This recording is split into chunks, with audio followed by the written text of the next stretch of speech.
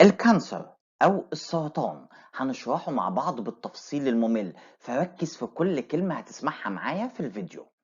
الأول تعال أقولك مواصفات الخلية السرطانية، الكانسر سيل كاركترز. بص يا سيدي، لما تسمع كلمة كانسر لازم تفهم حاجة واحدة بس.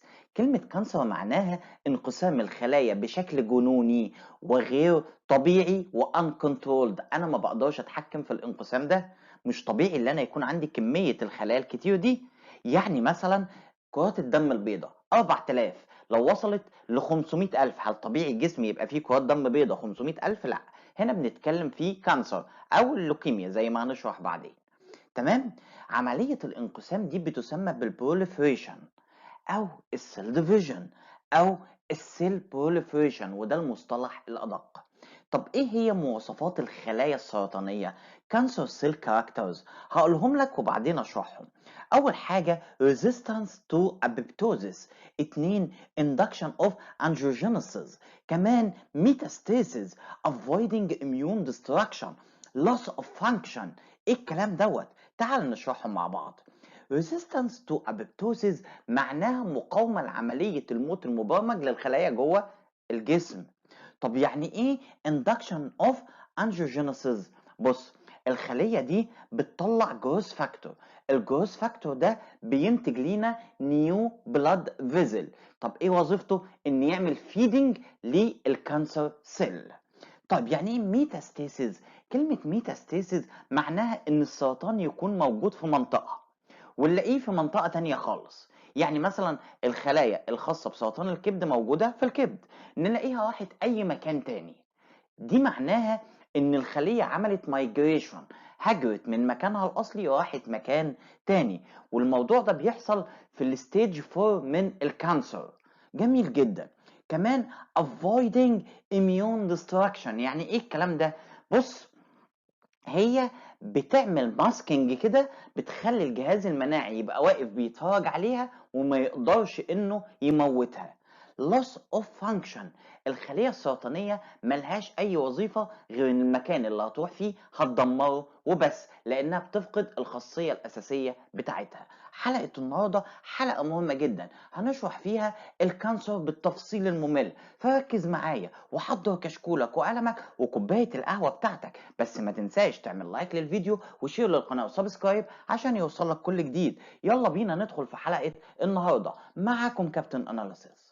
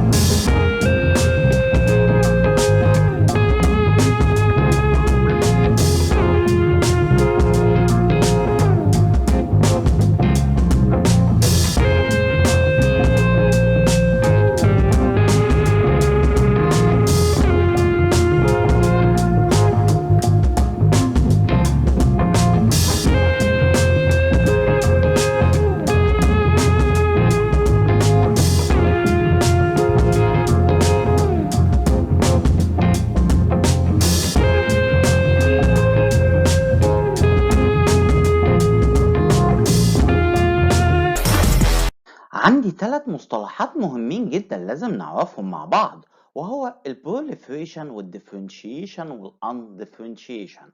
فركز معايا. بص، أنا عندي خلية طبيعية اتحولت لكانسر سيل لأي سبب من الأسباب. الخلية السرطانية دي هتعمل سيل ديفيجن، هتنقسم لخليتين، والخليتين لأربعة، والأربعة لتمانية، والتمانية ل16، لحد ما يتكون عندي very big tumor cell. وقت انقسام الخلايا اللي هو من 2 ل 4 ومن 4 ل 8 بيسمى بالدبلنج تايم، والعملية دي بيكون اسمها عملية الانتشار، البروليفريشن. طب ركز معايا، في المرحلة الأولى من السرطان بتكون الخلايا السرطانية شبيهة بالخلايا الطبيعية العادية. لسه فيها مواصفات منها، وعشان كده بنقدر نحدد نوع السرطان فين، عشان لما نيجي نفحص النسيج باثولوجي بنعرف نوع السرطان. هنا بنكتب في التقرير بتاعنا differentiation، احنا قادرين نحدد شكل الخلية. طيب مع كل سيل ديفيجن الخلية بيتغير شكلها لحد ما تكون undifferentiation، وهنا الخلايا بتكون شرسة جدا وغير قابلة للعلاج. انت عمال تكلمنا عن السرطان وتقولي معناه انقسام الخلايا بشكل جنوني و uncontrolled. طب مش الاول تعرفني الخلية دي بتنقسم ازاي؟ طب ركز معايا يا سيدي واشرح لك السيل سايكل. بص، انا عندي الخلية بتكون في وضع الريستنج، بتاخد رمز G0. حرف الجي اختصار لكلمة جروس. جروس يعني النمو، حلو الكلام. أول ما يجيلها ميتوجينيك سيجنال يعني إشارات بالانقسام، تبدأ الخلية تاخد الإشارات دي وتدخل في السيل سايكل. هتبدأ تاخد أول خطوة عندي وهي الجي 1. كلمة جي يعني جروس، فالخلية كل اللي هيحصل فيها في جي 1 هتبدأ حجمها يكبر، هتكون بريجننت حامل كده. جميل.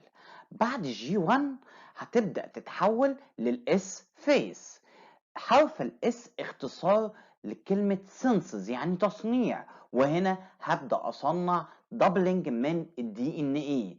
ال 46 كروموسوم هعمل ايدنتيكال 46 كروموسوم زيهم، وبعد كده هبدأ أدخل على جي 2. ولما تسمع حرف الجي معناها جروث، فالخلية حجمها هيكبر أكتر وأكتر عندنا. طب ليه هيكبر أكتر وأكتر؟ لأن أنا لما صنعت الدي إن إيه مش عاوز ده لوحده، ولكن عاوز الأذر موليكيولز زي الميتوكوندريا وغيرها. بعد كده هنبدأ ندخل على الام فيز وهي الميتوزس فيز. لازم تكون عارف معلومة مهمة جدا، ان اي حاجة هتتصنع عندي هتكون identical not similar، وركز في المعلومة دي كويس جدا. بعد كده هندخل على الام فيز او الميتوزس فيز. في الخطوة دي هيتكون عندي السنتروزوم على اليمين وعلى الشمال، وهيطلع لينا ميتوتيك سبندل من السنتروزوم دي، وليها اسم تاني مايكروتيوبولار نتورك. فركز معايا. الميتوتيك سبندل دي هتمسك الكروموسوم ترتبهم كده في نص الخلية، وبعد كده هتبدأ تشد الكروموسوم دي. خلي بالك هنا أصبح عندي على اليمين 46 كروموسوم وعلى الشمال 46 كروموسوم. احنا بنهيئ الخلية انها تعمل ديفيجن ويطلع عندي تو سيل ايدنتيكال متشابهين متماثلين من المذر سيل. الميتوزس فيز دي ليها 4 مراحل: بروفيز، ميتافيز، انافيز، تيلوفيز، وده اللي انا شرحته لك. كده بعد الخلايا ما اتكونت اصبح عندي تو سيناريوهين. الاول ان الخليه تدخل في الريستنج ستيج، والتاني ان الخليه يجي لها ميتوجينيك سيجنال وتبدا تنقسم مره تانيه.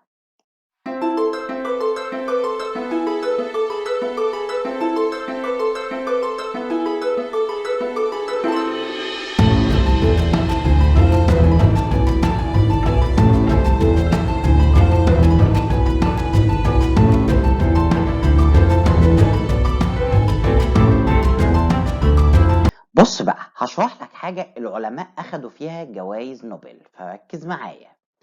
الصورة اللي قدامك دي الخلية بتروح من جي 1 للإس فيز، ومن الإس فيز لجي 2، ومن جي 2 للإم فيز. ما بين كل خطوة والتانية عندي بوينت، نقط بتسمى بالتشيك بوينت أو نقطة الفحص، ودي هنقسمها لبوزيتيف ريجولاتوري والنيجاتيف ريجولاتوري. هشرح لك بالتفصيل. هو انا في جي 1 اللي بيحصل انا قلت لكم الخليه حجمها بيكبر. طيب لو هي حجمها بيكبر حصل فيها اي مشكله كده، هتبدا السايكل يحصل فيها مشكله ونوصل في النهايه ان يحصل عندي كانسر سيل، وبالتالي انا عاوز اوقف ده من الاول. فالخليه في جي 1 بعد ما حجمها بيكبر هتدخل على التشيك بوينت بتاعتها ونبدا نفحصها. انت سليمه؟ اتفضلي ادخلي على الاس فيز. طب انت فيكي مشكله؟ اتفضلي اقفي، وهتعامل معاكي بواحده من اتنين: يا اما هعالج المشكله اللي فيكي، يا اما هعمل لك ابيبتوزز. هطلع البي 53 وابدا استدعي الخلايا تموتك. جميل. طيب هي طلعت سليمه من جي واحد، دخلت في الاس فيز، وهنا بيتم تصنيع الكروموسوم عشان تروح للجي 2 عشان يحصل جروث اكتر. فلو حصل مشكله في تصنيع الكروموسومات هتحصل نفس القصه، هنقول لها اقفي، يعالج المشكله يا اموتك. التشيك بوينت دي very complex protein، وهي اللي بتعمل سيل سايكل ريجولاتوري، وزي ما قلنا في منها البوزيتيف ريجولاتوري وفي منها النيجاتيف ريجولاتوري. تعال اقول لك امثله على البوزيتيف ريجولاتوري والنيجاتيف ريجولاتوري. البوزيتيف ريجولاتوري زي السايكلينز والسايكلين ديبندنت كاينيز والجروث فاكتور والسيجنال بروتين زي الراس والراف والجي ار كي والماب كاينيز. وركز معايا على السايكلينز وعلى الراس، لان 30% من مصابي السرطان بيكون عندهم مشكله في الراس اللي انت شايفه ده. طب تعال نروح للنيجاتيف ريجولاتوري. اشهر نوعين فيهم وهو البي 53 والبيركا 1 والبيركا 2. 50% من مصابين السرطان بيكون عندهم مشكلة في البي 53. لو حصل بقى عندي ميوتيشن في النيجاتيف او البوزيتيف ريجولاتوري اللي هي البروتو اونكوجين او التيومر سبريسور جين، هنا الخليه هتفضل تنقسم بشكل مستمر وفي النهايه هنوصل للكانسر سيل. دلوقتي هكلمك عن الجروث فاكتور الخاصه بالكانسر سيل، فركز معايا. دي خليه سرطانيه ودي خليه سرطانيه، هتطلع لينا جروث فاكتور كتيره جدا. من اشهر امثله الجروث فاكتور اي جي اف واف جي اف واي جي اف وبي دي جي اف وفي اي جي اف. فركز معايا. الخلايا السرطانيه عشان تكون تيومر هتطلع جروث فاكتور على مدار اليوم، طول ال 24 ساعه عماله تطلع جروث فاكتور. الجروث فاكتور ليها ريسبتور موجود على سطح الخليه بيسمى بالتيروزين كاينيز ريسبتور.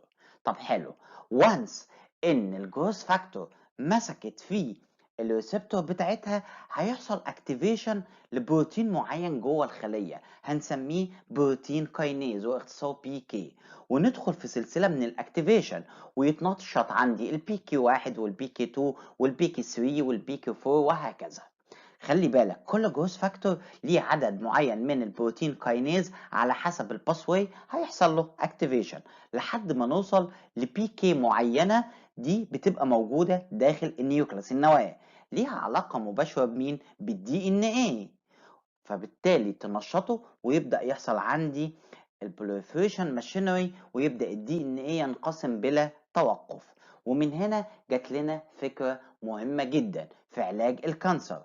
اول حاجه اني اعمل بلوك، اقفل الريسبتور دي، وبالتالي هوقف السلسله اللي انا حكيتها لك دي.